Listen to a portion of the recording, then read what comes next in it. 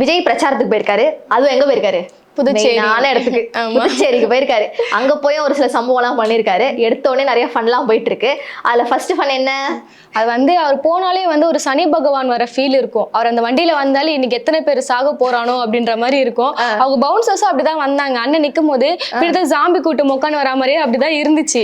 அவர் அப்படி வந்துட்டே இருக்கும் போது சரி என்னவா நம்ம தமிழ்நாட்டுல நடந்துச்சுன்னா செக்யூரிட்டி இல்ல, எனக்கு செக்யூரிட்டி தரலன்னு அழுவாங்க. பாத்தீங்களா காரு மேல ஏறி ஒருத்த முத்தம் கொடுக்க போனா இந்த அது என்ன மிருதன் படக்காட்சி அப்படி நம்ம கண்மூடி கொண்டு வந்த மாதிரி இருந்துச்சு. அது இப்ப நம்மளால நம்பவே முடியலங்க. எங்கதாங்க இந்த மாதிரி பசங்க இப்படி பண்றானுங்கன்னே தெரியல. பவுன்சர்ஸ்ங்க கரெக்டான பாதுகாப்பு வேணும்ல அந்த மனுஷனுக்கு. இப்ப கரெக்டான பாதுகாப்பு இருக்கு. அந்த பாதுகாப்பு எந்த அளவுக்கு இருக்கு? ஒருத்தனை தூக்கி போடுற அளவுக்கு இருக்கு. பாத்தீங்களா அப்படியே தூக்கி அப்படியே பெரட்டி போட்டாப்ல. இப்ப நீங்க இந்த திருச்சியிலயா அந்த வேட்புமனு கொடுக்கும் போது அவர் மேல ஒரு கேஸ் இருக்கு. அது என்ன கேஸ்ன்னு பார்த்தனா, ஆல்ரெடி அவர் ரேம்ப் பார்க் போகும்போது ஒரு பையனை மட்டும் இந்த மாதிரிதான் பவுன்சர்ஸ் தூக்கி கீழே போட்டாரு. அந்த வழக்கு இன்னும் இருக்கு. மறுபடியும் பெரம்பூர்ல கொடுத்திருக்காரு. ஆனா திருச்சியில பண்ணும்போது ஓகே ஓகே அந்த வழக்கு இருக்குல்ல ஆல்ரெடி. மறுபடியும் இதே விஷயங்கள் பண்ணிட்டு இப்ப இன்னொரு இடத்துல இந்த கேஸ வாங்கணுமா? அடுத்த சம்பவம். ஆமா, சம்பவத்துல லிஸ்ட் போயிட்டே இருக்கு. அடுத்துல இது ஆரம்பிக்கும் போது இது இன்னொன்னு பார்த்தனா உங்களுக்கு அங்க அனுமதியே கிடையாது. அவர் ஏதோ 20 தொகுதிக்கிட்டே ஏதோ கேட்டாரு போல. உனக்கு அதெல்லாம் கிடையாது, நீ 4 தொகுதியில தான் போய் பிரச்சாரம் பண்ணணும்னு சொல்லிட்டு புதுச்சேரி கவர்மெண்ட் அவர் அடக்கி வச்சுட்டாங்க.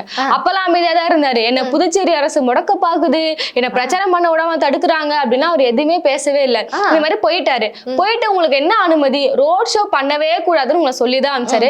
அதே கை நின்று ஆட்டிட்டே போறாரு. இப்ப அடுத்த கேஸ் அவங்க மேல போட போறாங்க பாரு, தடையை மீறி ரோட் ஷோ செய்த விஜய் அப்படின்னு சொல்லிட்டு இன்னொரு வழக்கு பதிவு. ஆல்ரெடி கேஸ் மேல கேஸா போயிட்டு இருக்கு. இப்ப பெரம்பூர்லயே அவருக்கு இப்போ இருப்பாரா மாட்டாரான்னு தெரியல. ஏன்னா எலெக்ஷன் கமிஷன் நினைச்சா அவங்களால தூக்க முடியும். ஏன்னா அந்த இடத்துல ஒரு பொய் புகார் கொடுத்திருக்காரு அப்படின்றதுனால பெரம்பூர்லயே ஒரு டவுட்டான செக்ஷன்ல தான் இருக்கு. இப்போ மறுபடியும் இங்க பாண்டிச்சேரியில எங்கேயாச்சும் ஒழுங்கா பண்ணுவாரான்னு பார்த்தா இங்க அடுத்து ஒரு கேஸ் போயிட்டு லத்தி சார்ஜ் பாத்தீங்களா, அணில்களை ஒரு அளவு மேல அவங்களால கண்ட்ரோலே பண்ண முடியாம லத்தி சார்ஜ் அடிக்க ஆரம்பிச்சாங்க. ஆமா ரைட். இதே வேலை தமிழ்நாட்டுல பண்ணிருந்தா தமிழக காவல்துறை அவர் அடுத்த வீடியோ போட்டுருவாரு. சிஎம் சார் நீங்க என்ன வேணா எதுனா பண்ணுங்க, என்னோட ரசிகர் மேல கை வைக்காதீங்கன்னு வீடியோ போட்டுருவாரு.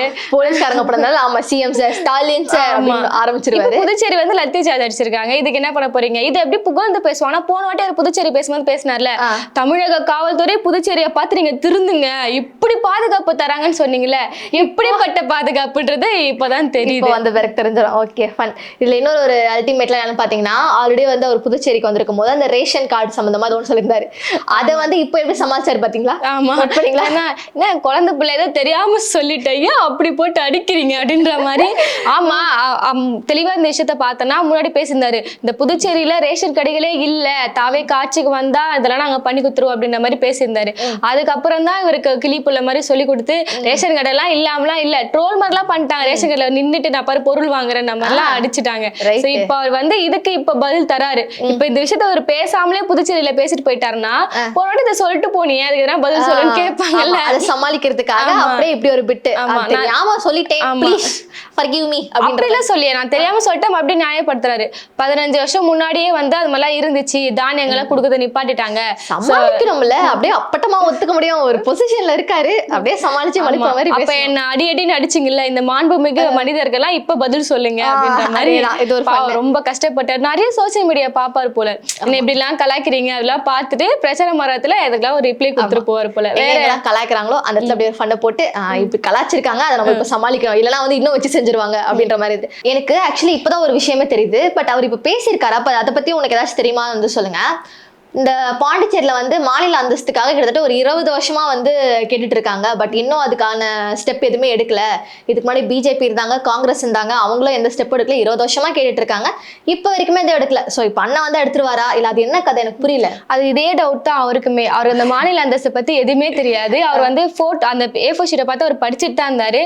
இதுக்கு எந்த அண்ணர்கள் முட்டு கொடுத்தாலும் அவங்களை ஒத்துக்க சொல்லுங்க, அவர் புரிஞ்சுதா பேசுறாரான்னு சொல்லிட்டு அவர் மூஞ்ச பார்த்தாலே தெரியும். ஒருத்தர் படிக்கிறதுக்கும் அது எப்படின்னா இங்க ஃபுல் ஸ்டாப் முடிக்குதா இங்க கமா முடிக்கணுமா அந்த தோணி கூட அவருக்கு தெரியல. அந்த வார்த்தையை படிச்சுன்னா அடுத்த பேஜ் போயிடணும் அப்படிதான் அவர் இருந்தாரு. மாநில அந்தஸ்து தான் நம்ம தான் உங்களுக்கு சொல்லி கொடுத்தது. போன ரோட் ஷோ அவங்களுக்கு அனுமதி தரல புதுச்சேரியில. அதுக்கு இங்க இருக்க அணிகள் என்ன பண்ணிட்டாங்கன்னா ஸ்டாலின் சார் சதின்னு சொல்லிட்டாங்க. டே அது வேறடா, இது தமிழ்நாடுன்னு ஒரு தனி ஸ்டேட்டடா, இது தனி ஸ்டேட்டடா, அது வேறடா, அதுக்கு இதுக்கும் சம்மந்தமே இல்லைன்னு சொல்லி புரிய வச்சதே நாம தான். இவர் மாநில அந்தஸ்தை பத்தி பேசுறது அது நீங்க யார்கிட்ட கேட்கணும்னா நீங்க ஒன்றிய அரசை பார்த்து நீங்க கேட்கணும், சென்ட்ரல் கவர்மெண்ட் கிட்ட. நீங்க அந்த ஒரு வார்த்தையை உண்மையே சொல்லாம நான் வாங்கி கொடுத்துருவேன், தர மாட்டீங்க பண்ணாருங்க. பிஜேபியும் இருந்தாங்க, காங்கிரஸும் இருந்தாங்க. அப்படின்னு 20 வருஷமா எதுவும் பண்ணல அப்படின்றாங்க. எனக்கு என்ன கேள்வினா, இது வந்து மேல இடத்துல கேட்க வேண்டியது. இப்ப இவர் போட்டி போடுறது, இங்க இருக்குள்ள போட்டி போடுறது. இப்ப இவர் வந்தா மட்டும் ஏதாவது மாற்றம் பண்றதுக்கு என்ன வாய்ப்பு இருக்கு? அதுதான் நம்மளோட கேள்வியாவும் இருக்கு. இதுவரையும் அவங்க எதுவுமே பண்ணலன்றது தகவல், அது எல்லாருமே தெரிஞ்ச விஷயம் தான். இதெல்லாம் நான் பண்ண வைப்பேன், நான் கேள்வி கேட்பேன், நான் ஸ்டாண்ட் பண்ணுவேன்னு சொன்னோம்ல, அதை சொல்லல. இங்க இல்ல, அவ்வளவுதான். அதை மட்டும் தான் சொல்லியிருந்தாரு. கூட்டணி பத்தி சில விஷயங்கள்லாம் பேசியிருந்தாரு. அந்த தன்னந்தனி ஆளு இல்லடமா பாரு அந்த மாதிரி பாட்டெல்லாம் பாடிட்டு, இங்க கூட்டணி வந்து நம்மளுக்கு வேட்பாளர்கள் ஓட்டு போட்டுருங்க. இங்கேயும் அதேதான் விஷயம், தமிழ்நாட்டிலயும் அதுதான் பேசுவாரு, புதுச்சேரியிலும் வந்து அதான் பேசுவாரு. இங்க இருக்க திமுக காங்கிரஸ் கூட்டணி தான் இங்கேயும் வந்து ஒரு குழப்பமான கூட்டணியா இருக்கு, நம்ம கட்சிக்கு எப்பவுமே நீங்க ஓட்டு போடுங்கன்னு சொல்லி அவங்க வேட்பாளர்களுக்கு வந்து அவர் ஓட்டு கேட்கிறாரு. அவங்க வேட்பாளர்களோட அந்த லிஸ்ட் மட்டும் பாத்துடலாம். இன்னொருத்தர் பார்த்தனா சாமிநாதன், இவர் பாஜகவோட முன்னாள் எம்எல்ஏ அப்படின்னு போட்டிருக்காங்க. அடுத்ததா அதிமுகவோட முன்னாள் எம்எல்ஏ அசனா. சாய் சரவணகுமார், இவரை பத்தி இன்ட்ரெஸ்டிங்கான ஒரு விஷயம் நான் இவரை பத்தி சொல்றேன். அடுத்ததா ராமு, முன்னாள் பாஜக முன்னாள் நிர்வாகி. அப்புறம் பிரகாஷ் குமார், இவர் வந்து சுயேட்சை எம்எல்ஏன்னு போட்டிருக்காங்க, ஆனா இவர் பாஜகவை சார்ந்த ஒரு நபர் தான். அடுத்ததா பெரியசாமி, அதிமுக முன்னாள் எம்எல்ஏ. அதாவது இவங்க புதுச்சேரியில பார்த்தனா கிட்டத்தட்ட ஒரு 6 நபர்கள் வேட்பாளர்கள் கிட்ட பாஜகல இருந்தும் ஆர்எஸ்எஸ்ல இருந்தும் அதிமுகல இருந்தும் அங்க இருந்து வந்து நிப்பாங்க, யாராவது ஒரு புது ஆளா வந்து நிப்பாங்கன்னு பார்த்தா பிஜேபி பிஜேபில இருந்தவங்க எல்லாரையுமே வந்து தூக்கிட்டு வந்து இங்க நிறுத்தத்துக்கு அப்புறம் எதுக்கு இப்படி தனியா இருக்க மாதிரிலாம் நடிக்கணும்? அது இன்னொரு விஷயம் நான் இன்ட்ரெஸ்டா சொல்லியிருந்தேன் சாய் சரவணகுமார் அவரை பத்திலாம். அவர் பார்த்தனா எனக்கு பிஜேபில சீட்டு தரலன்னு சொல்லிட்டு அன்னைக்கே நிக்கிறாரு, அந்த கட்சியில விட்டு விலகுறாரு. சீட்டு தரலன்ற காரணத்துக்காக விலகுறாரு. அன்னைக்கு ஈவினிங்கே டிவிகள் இணைகிறாரு. அடுத்த நாளே அவருக்கு போஸ்டிங். இது எவ்வளவு பெரிய அப்பட்டமான ஒரு விஷயம். அதாவது இவங்க ஒரு ஆர்எஸ்எஸ், அவர் இன்னும் போயிட்டா ஆர்எஸ்எஸோட பின்னாடி இருக்க அமைப்பு சார்ந்த ஒரு நபர், அவரை கூட்டிட்டு வந்து இவங்க சீட்டு கொடுத்தது அது ஒரு பெரிய ஷாக்கு. அது ஒரு சைடு இருக்கட்டும், யாருக்கு நீங்க வந்து சீட்டு கொடுக்குறீங்க ஒரு விஷயம் இருக்குல்ல. ஒரு சீட்டுக்கு தரலன்றதுக்காக ஒரு கட்சி விட்டு அவர் விலகுறாருன்னா அவர் எப்படி ஒரு விசுவாசமான ஒரு ஆளா இருப்பாரு? போயிட்டு வர மாட்டாரா? இந்த மாதிரி உங்க கட்சியில எவ்வளவு ஆளுங்க அடிமட்டத்துல இருந்து எவ்வளவு பேர் உழைச்சிருக்காங்க, அவங்களுக்கு எல்லாம் சீட்டு கொடுக்கறதுக்கு எவ்வளவோ பேர் இருக்காங்க.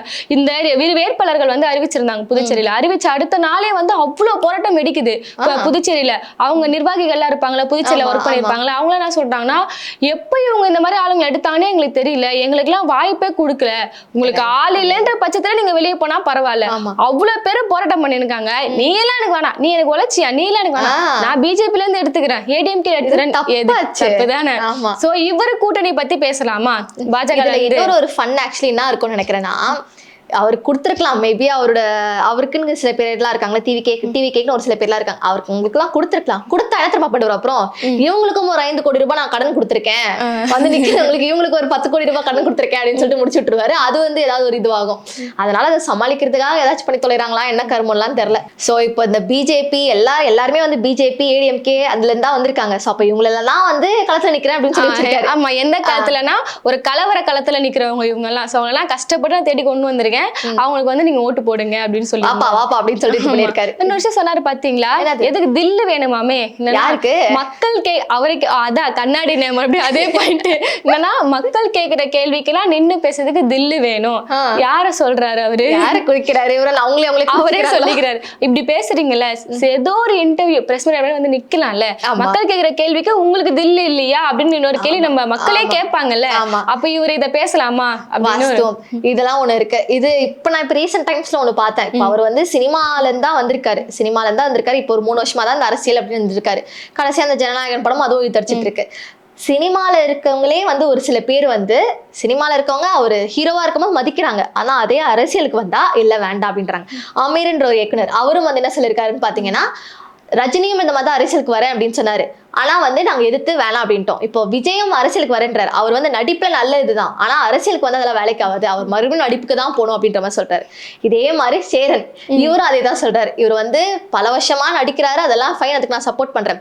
நடிக்கிறவங்களுக்கு எல்லாருக்குமே வந்து எல்லாரும் ஓட்டு போடுவாங்க அப்படின்ற இது இல்ல, ரசிகர்கள் வேற தொண்டர்கள் வேற, அதை வந்து பிரிச்சு அந்த கூட இருக்கவங்களே இந்த மாதிரிதான் பேசுறாங்க. இதெல்லாம் ஏன் இவரு அரசியலுக்கு வந்து இங்க ஒண்ணு பண்றேன் அங்க ஒண்ணு பண்றேன்னு சொல்லிட்டு இருக்காங்க. இதுல இன்னொரு ஃபன் என்னன்னா, நிறைய ட்ரோல்லாம் வந்துட்டு இருந்தது பாத்தீங்களா? ஆமா, ஆனா இந்த ஃபர்ஸ்ட் இந்த விஷயத்த பார்த்தனா ரஜினி விஷயம் பத்தி பேசியிருந்தோம். ரஜினி வந்து ஆதவர்ஜனா வந்து மேடையில என்ன பேசுறாருன்னா, ரஜினி வந்து அரசியலுக்கு வராம போனதுக்கு காரணமே திமுக தான் அப்படின்னு சொல்லிட்டு ரஜினி ரசிகர்கள்லாம் அடின்னு போட்டு அடிக்க ஆரம்பிச்சாங்க. இன்னும் நீ ஒரு சம்பந்தமே ஒரு விஷயத்த பேசுங்க, தலைவரை பத்தி உனக்கு தெரியுமா அப்படின்னு. அந்த ஓட்டுகளாச்சும் வந்திருக்காங்க, சினிமால வந்திருக்காங்க, இவரா போய் எடுத்துக்கிட்டாரு. ரஜினிக்கு வந்த ஓட்டம் போச்சு, ஸ்வாஹா ஆயிடுச்சு. ஆக்சுவலி ரஜினியே வந்து ஃபர்ஸ்ட்ல அவர் ஆரம்ப கட்ட காலத்திலேயே நிறைய பிரஸ் மீட் கொடுத்திருக்காரு. என்ன சொல்லியிருக்காங்கன்னா, என்ன பிஜேபியும் ஆர்எஸ்எஸும் என்ன அவங்க பக்கம் எடுக்க பார்த்தாங்க, எனக்கு அது செட் ஆகலன்னு தான் நான் வந்தேன். அவரே வந்து தெளிவா எக்ஸ்பிரஸ் பண்ணியிருந்தாரு. அதையோ மீறி ஆதவர்ஜனா என்ன நடந்தாலும் டிஎம்கே. அதுக்கப்புறம் மன்னிப்பு கேட்கிற மாதிரி ஏதோ ஒன்று மழுப்பினாரு.